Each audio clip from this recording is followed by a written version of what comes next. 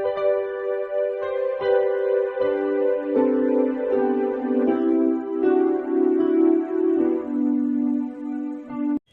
Students, প্রথমেই UK educational টিপসের পক্ষ থেকে তোমাদের সকলকে স্বাগত জানাই। 2024 সালের এবিটিএ টেস্ট পেপারের এসি 306 পেজের নিউট্রিশন অর্থাৎ পুষ্টিবিজ্ঞান প্রশ্নের এসএকিউ এর সমাধান আজকের ভিডিওতে দেওয়া হয়েছে। সুতরাং ভিডিওটি শুরু থেকে শেষ পর্যন্ত প্রত্যেকটি প্রশ্নোত্তর অতি মনোযোগ সহকারে লক্ষ্য করবে এবং তৈরি করে নেবে, কারণ এগুলির মধ্যে বেশ কিছু প্রশ্ন ভেরি ইম্পর্টেন্ট তোমাদের আগামী ফাইনাল পরীক্ষার জন্য। স্টুডেন্টস, এ প্রসঙ্গে বলি, তোমরা যারা এখনও এই চ্যানেলটিকে সাবস্ক্রাইব করোনি তারা সাবস্ক্রাইব করো এবং পাশের বেল আইকনটিতে প্রেস করে অল নোটিফিকেশানে ক্লিক করো, তাহলে আমার দেওয়া পরবর্তী ভিডিওগুলো তোমার কাছে সবার প্রথমে পৌঁছে যাবে। আর সেগুলি যদি তুমি ফলো করো এবং তৈরি করে নাও, তাহলে তুমিও আগামী পরীক্ষা নিঃসন্দেহে ভালো মার্কস পাবে। যাই হোক স্টুডেন্টস, এখন আমরা এসি 306 পেজের নিউট্রিশনের এসএকিউ এর সমাধানগুলো দেখি। Higher secondary ABTA test paper 2024 nutrition অর্থাৎ পুষ্টিবিজ্ঞান। আজকে এসি 306 পেজের এসএকিউ এর সমাধান করে দেওয়া হয়েছে, তোমরা দেখে নাও। সংক্ষিপ্ত উত্তরভিত্তিক প্রশ্নপত্র, এটা কোশ্চেন নাম্বার 2। তোমাদের প্রশ্নপত্রে কোশ্চেন নাম্বার 2 হচ্ছে নিম্নলিখিত প্রশ্নগুলির প্রতিটি একটি বাক্যে উত্তর দাও, বিকল্প প্রশ্নগুলি লক্ষণীয়। এখানে টোটাল 21টা প্রশ্ন আছে, তার মধ্যে 14টা করতে হবে, টোটাল 14 নাম্বার। প্রথম প্রশ্ন হচ্ছে ফুড ফর ওয়ার্ক প্রোগ্রামের মূল উদ্দেশ্য কী? ফুড ফর ওয়ার্ক প্রোগ্রামের মূল উদ্দেশ্য হলো গ্রামাঞ্চলের দরিদ্র মানুষদের কর্মসংস্থান দেওয়া, যারা অদক্ষ কাজ করতে পারে, এবং একই সাথে অভাবগ্রস্ত এলাকাগুলিতে খাদ্যশস্যের সরবরাহ ও প্রাপ্যতা নিশ্চিত করা। 2 নম্বর প্রশ্ন দেখো, এনএনএপিপি এর পুরো নাম কি? তোমরা প্রত্যেকটা ফুল ফর্ম ভালো করে তৈরি করে রাখবে, এখান থেকে একটা প্রশ্ন অবশ্যই থাকবে। এনএনএপিপি এর পুরো নাম হলো national nutritional anaemia prophylaxis programme, ভালো করে মনে রাখবে। নেক্সট, পাকমণ্ড বা কাইম কি? এটা আগেও বলেছিলাম, ভেরি ইম্পর্টেন্ট প্রশ্ন। কাইম আর কাইল, তার মধ্যে কাইমটা বেশি ইম্পর্টেন্ট। পাকস্থলীতে পাকরস, HCl অর্থাৎ হাইড্রোক্লোরিক অ্যাসিড ও মিউকাসের সঙ্গে অর্ধপাচিত ও পাচিত খাদ্য মিশ্রিত হয়ে যে অর্ধতরল আম্লিক মণ্ড গঠিত হয় তাকে পাকমণ্ড বা কাইম বলে। কোন গ্রন্থিকে মিশ্র গ্রন্থি বলে? এটা খুবই কমন প্রশ্ন এবং ইম্পর্টেন্ট প্রশ্ন। অগ্নাশয়কে মিশ্র গ্রন্থি বলে, খুব ভালো করে মনে রাখবে। আর রান্নাঘর সংলগ্ন বাগানের দুটি সুবিধা, একটা ভেরি ইম্পর্টেন্ট প্রশ্ন। রান্নাঘর সংলগ্ন বাগানের দুটি সুবিধা হলো পরিবারের পছন্দ ও রুচি অনুযায়ী ফসল পাওয়া যায়, এবং 2 নম্বর সুবিধা হলো দৈনন্দিন রান্নার জন্য টাটকা ও সতেজ শাকসবজি ও ফলমূলের যোগান পাওয়া যায়। স্টুডেন্টস, আমি এর আগের ভিডিওতে বলেছি তোমরা সালের প্রশ্নগুলো, বিগত দিনের হায়ার সেকেন্ডারি পরীক্ষার সালের প্রশ্নগুলো আমার ভিডিওতে করে দেওয়া আছে, সলভ করে দেওয়া আছে, তোমরা অতি অবশ্যই দেখে নিও। ওগুলো ভেরি ইম্পর্টেন্ট, ওগুলো বাদ দিয়ে তোমরা কেউ পরীক্ষা হলে যাবে না। আর এই ভিডিওর ডেসক্রিপশন বক্সে বা অন্য ভিডিওর ডেসক্রিপশন বক্সে ওই সালের প্রশ্নগুলো দেওয়া আছে, তোমরা ওখান থেকে দেখে নেবে। লিঙ্কগুলো অতি অবশ্যই তোমরা লিঙ্ক থেকে দেখে নেবে। আমি বারবার বলছি, ওগুলো ভেরি ইম্পর্টেন্ট, ওগুলো আগে তৈরি করবে, তারপর এইগুলো করবে। এবার দেখো, রান্নাঘর সংলগ্ন বাগানের দুটি সুবিধা বললাম। এইবার অনুপূরক খাদ্য বলতে কী বোঝো? ভেরি ইম্পর্টেন্ট প্রশ্ন।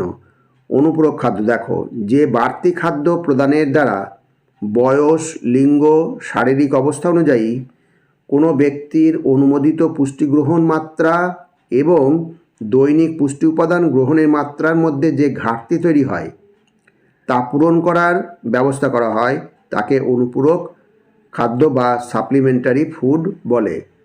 নেক্সট, এর অথবা প্রশ্ন হচ্ছে 5-এর অথবা প্রশ্ন হচ্ছে আন্তরিক রসের অ্যাক্টিভেটরটির নাম কি? আন্তরিক রসের অ্যাক্টিভেটরটির নাম হলো এন্টারোকাইনেজ, ভালো করে মনে রাখবে। এন্টারোকাইনেজ, বানানগুলো খুব ভালো করে পড়বে। তোমরা দেখেছি স্টুডেন্টসরা খাতা দেখার সময় দেখা যায় বহু স্টুডেন্টস শুধু বানান ভুল করে, বানান ভুল করে নম্বর কাটা যাবে কিন্তু। এবার 6 নম্বর প্রশ্ন, দেহে কোন প্রকার খাদ্য থেকে সবচেয়ে বেশি আপেক্ষিক উদ্দীপনা অর্থাৎ এসডিএ পাওয়া যায়? দেহে প্রোটিন সমৃদ্ধ খাদ্য থেকে সবথেকে বেশি এসডিএ পাওয়া যায়। নেক্সট 9 অথবা পিএআর এর পুরো নাম লেখো। ভেরি ভেরি ইম্পর্টেন্ট প্রশ্ন। পিএআর কি এবং পিএআর পুরো নাম ভালো করে তৈরি করে রাখবে। এর আগের ভিডিওতে পিএআর কি ছিল? পিএআর এর পুরো নাম হলো ফিজিক্যাল অ্যাক্টিভিটি রেশিও। নেক্সট 7 নম্বর প্রশ্ন, মাতৃদুগ্ধের ম্যাক্রোফাজ কোন কোন রোগের জীবাণু ধ্বংস করে? এটাও একটা ইম্পর্টেন্ট প্রশ্ন। মাতৃদুধের ম্যাক্রোফাজ ইনফ্লুয়েঞ্জা, পোলিওমাইলিটিস ও ডিপথেরিয়া রোগের জীবাণু ধ্বংস করে। নেক্সট 8 নম্বর প্রশ্ন, স্পঞ্জিগাম কি? স্পঞ্জিগাম হলো এমন একটি দন্তজনিত ব্যাধি যেটি ভিটামিন সি এর অভাবে শিশুদের হয়ে থাকে। এই রোগটি হলে শিশুদের মাড়িতে ছিদ্র দেখা যায় এবং মাড়ি থেকে রক্ত পড়তে থাকে। এর জন্য প্রতিকারস্বরূপ শিশুদের নিয়মিত পেয়ারা, লেবু ইত্যাদি গ্রহণ করা উচিত। এবার পরবর্তী প্রশ্ন হচ্ছে, কোন ভিটামিনের অভাবে কেরাটোম্যালেসিয়া হয়? ভেরি ভেরি ইম্পর্টেন্ট প্রশ্ন। ভিটামিন এর অভাবে কেরাটোম্যালেসিয়া রোগ হয়। নেক্সট, ভেগানস কাদের বলা হয়?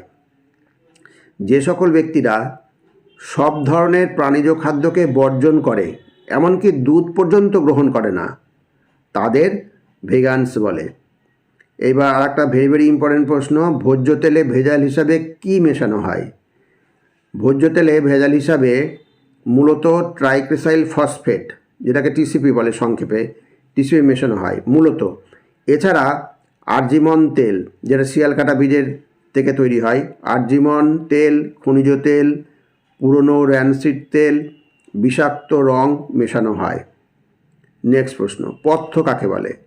পথ্য হচ্ছে কয়েকটি বিবেচিত খাদ্যদ্রব্য যা ব্যক্তির বয়স, লিঙ্গ, শারীরিক অসুস্থতা ইত্যাদির সঙ্গে সামঞ্জস্য রেখে নির্ধারণ করা হয় এবং চিকিৎসায় ব্যবহৃত হয়, তাকে পথ্য বলে। আর একটা নেক্সট প্রশ্ন, ডট, এটা একটা ভেরি ভেরি ইম্পর্টেন্ট প্রশ্ন। ডট কি? ডট হচ্ছে ডাইরেক্টলি অবজার্ভ ট্রিটমেন্ট। ডট বলতে বোঝায় এমন একটি চিকিৎসা পদ্ধতি যেটি যক্ষ্মা রোগে আক্রান্ত রোগীদের ক্ষেত্রে ব্যবহার করা হয়। আর ডটের ফুল ফর্ম যদি দেয়, পুরো কথাটি লেখো, তখন লিখবে ডাইরেক্টলি অবজার্ভ ট্রিটমেন্ট, ভালো করে মনে রাখবে। আর কোন রোগের চিকিৎসা পদ্ধতি? এটা হচ্ছে যক্ষ্মা রোগে আক্রান্ত রোগীদের ক্ষেত্রে ব্যবহার করা হয়।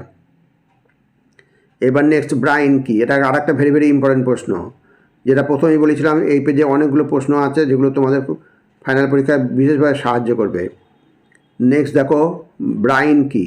মাছ, মাংস প্রভৃতি সংরক্ষণের জন্য যে অধিক খনিজ লবণ, যেমন সোডিয়াম ক্লোরাইড খনিজ লবণ মিশ্রিত জল ব্যবহৃত হয়, তাকে ব্রাইন বলে।